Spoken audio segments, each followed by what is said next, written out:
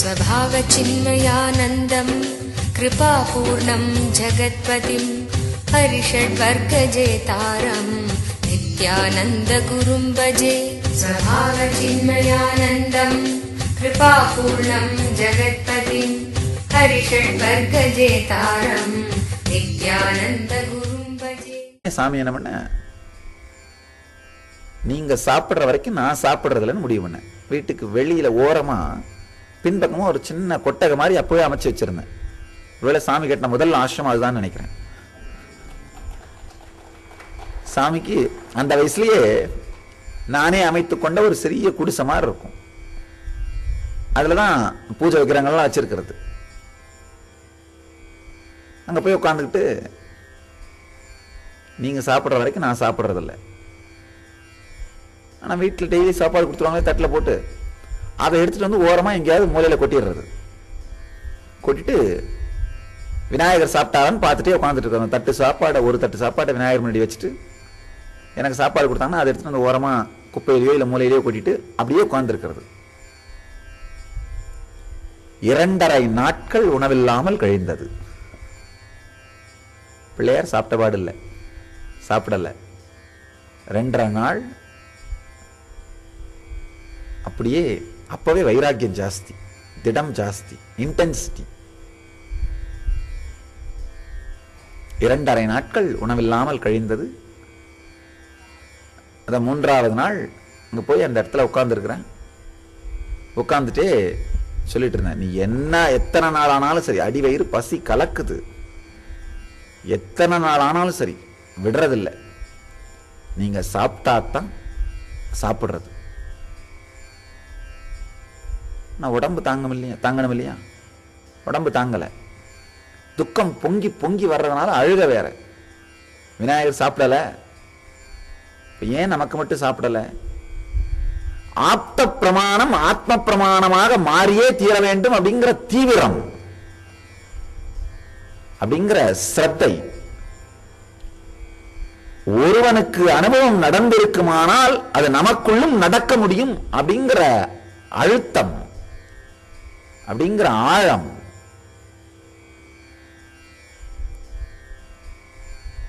பொங்கி வருகின்ற அந்த துக்கம் அழுது அழுது, ஒன்னு பசி, இன்னொன்னு அழுதனால ஏற்பட்ட மயக்கம். அப்படி கொஞ்ச நேரம் அங்கேயே அந்த இடத்துல சாஞ்சிட்டேன். சாஞ்சி கிடந்து திடீர்னு உடம்பு முழுக்கும் ஒரு ஆனந்தமான சுகந்தமான உணர்வு, ஒரு ஃபீலிங். கண்களை திறந்தால் நல்லா புரிஞ்சுக்கோங்க. சில பேருடைய பகுத்தறிவுக்கு எட்டலாம், சில பேருடைய பகுத்தறிவுக்கு எட்டாது. பகுத்தறிவுக்கு எட்டினாலும் எட்டலனாலும் ஒரு விஷயம் உண்மை, சத்தியமாக நாம் சொல்வது உண்மை, உண்மையை தவிர வேறொன்றும் இல்லை. உண்மையிலேயே உணவு மறைந்திருந்தது, உணவு அங்கு இல்லை.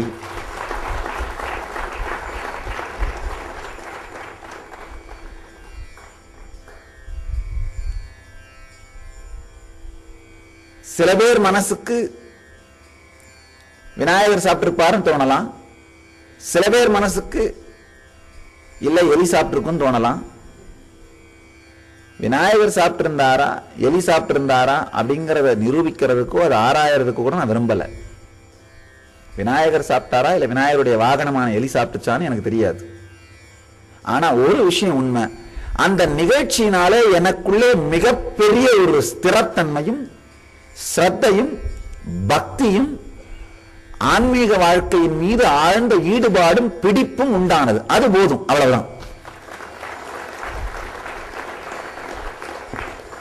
அவர் தான் சாப்பிட்டாரா இல்லையான்னு கூட நான் கவலைப்படல. அவர் சாப்பிட்டு இருந்தா நமக்கு என்ன பிரசாதம் கொடுப்பாரோ அதை கொடுத்துட்டார், அதனால நான் நிம்மதி ஆயிட்டேன்.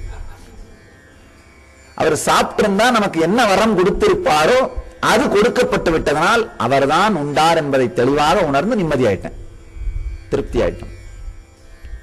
அவர் சாப்பிட்டிருந்தார். நம்பியாண்டார் நம்பி உணவை படைத்த போது அவர் உண்டுவிட்டு நம்பியாண்டார் நம்பிக்கு என்ன பிரசாதத்தை திருப்பி கொடுத்திருப்பாரோ அந்த பிரசாதம் எனக்குள்ளே நடந்து விட்டது. அதனால அவர் தான் சாப்பிட்டாரா இல்ல நான் மயங்கி விழுந்தப்போ எலி சாப்பிட்டதான்றத பத்தி நான் கவலைப்படலை. அது அந்த மாதிரி கவலைப்படுறது முட்டாள்தனமாக குழப்பிக் கொண்டிருப்பது பட்டறிவு பகுத்தறிவாதிகளின் வேலை. அது நமக்கு வேண்டாம். அவர்கள் வேலையை அவர்களுக்கே விட்டு விடலாம். நம் வேலையை மட்டும் நாம் செய்வோம். நம்ம வேலை என்னன்னா, நம்பியாண்டார் நம்பி கொடுத்த உணவை கணபதி உண்டதனால் நம்பியாண்டார் நம்பிக்குள் என்ன மாற்றம் நடந்தது, அதுதான். அவருக்குள்ளே மிகப்பெரிய பக்தியும் ஸ்ரத்தையும் ஆனந்தமும் மலர்ந்தது. அது எனக்குள்ளே மலர்ந்து விட்டது. முடிஞ்சு போச்சு. அந்த உள்முகமாக திரும்புதல் அப்படிங்கிற சத்தியத்தை தான் ஈஸ்வரன் இந்த சூத்திரத்திலே விளக்குகிறார். அந்த உள்முக திரும்புதல் நடந்ததுன்னா வாழ்க்கையில் நடக்கிற ஒவ்வொரு நிகழ்ச்சியுமே உங்களை மேம்படுத்தக்கூடிய, பூரணமாக்கக்கூடிய, நிறைவுத்தன்மைக்கு எடுத்து செல்லக்கூடிய சத்தியத்தை வெளிக்காட்டும். நல்லா புரிஞ்சுங்க. உங்க வாழ்க்கையில் நடக்கிற ஒவ்வொரு நிகழ்ச்சியும் ஒரு மிகப்பெரிய அனுபூதியை உங்களுக்கு அளிக்கக்கூடிய கர்வத்தை சுமந்து கொண்டுதான் உங்களை நோக்கி வருகிறது. உங்க வாழ்க்கையில் நடக்கிற ஒவ்வொரு நிகழ்ச்சியுமே, ஒவ்வொரு அனுபவமுமே அனுபூதிங்கிற கர்ப்பத்தை தாங்கிக் கொண்டுதான் வருகிறது. அந்த அனுபவம் வரும்பொழுது அவேர்னஸோட அதை பார்த்தீர்களானால், அவேர்னஸோட பார்க்கறது அந்த கர்ப்பத்தோடு கலத்தல். அப்ப ஞானம்ங்கிற குழந்தையை அழித்து விட்டு அது மறைந்து விடும். அந்த அவேர்னஸோட, உள்முகத்தன்மையான அவேர்னஸோட பார்க்கலன்னா, அனுபூதிங்கிற கர்ப்பத்தை தாங்கி வந்தாலும் அந்த அனுபவம் அனுபூதி அளிக்காம குறைப்பிரசவம் அபாஷன் ஆயிட்டு போயிடும். ஒவ்வொரு வினாடியும் பிரபஞ்ச சக்தி உங்களை நெருங்கும் பொழுது அனுபூதி என்கின்ற கர்வத்தை சுமந்து கொண்டுதான் உங்களை நோக்கி வருகின்றது. உள்முகமான தெளிவோடு நீங்கள் அந்த ஒவ்வொரு அனுபவத்தையும் தொடர்பு கொள்ளும் பொழுது, ஒவ்வொரு அனுபவத்தோடும் கலக்கும் பொழுது, திடீர்னு பார்த்தீங்கன்னா அப்படியே உள்ள உங்களுடைய உள்முகத்தன்மையும் இந்த வாழ்க்கையும் ஒன்று சேரும்போது, உள்முகத்தன்மை தான் ஆண் அளிக்கக்கூடிய உயிர். வாழ்க்கை சுமந்து வருகின்ற அனுபூதிங்கிற கர்ப்பத்துல இந்த உயிர் போய் கலக்குமானால் ஞானம்ங்கிற குழந்தை பிறந்துவிடும்.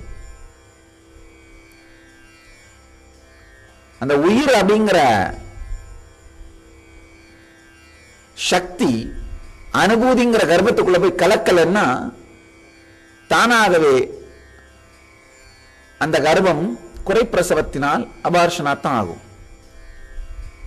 ஒவ்வொரு வினாடியும் உங்களை நோக்கி வர ஒவ்வொரு சுவாச காற்றும் கூட உங்களுக்கு ஞானத்தை அளிக்கக்கூடிய தன்மையோடு பக்குவத்தோடு தான் உங்களை நோக்கி வருகிறது. அப்படிங்கிறதான் ஈஸ்வரன் சொல்றாரு. ஒவ்வொரு பிராணனுக்குரிய இடைவெளியிலும் பரத்தன்மை வெளிப்படுகின்றது, பரம் வெளிப்படுகின்றது, பைரவத்தன்மை வெளிப்படுகின்றது அப்படின்னு ஈஸ்வரன் சொல்றார்.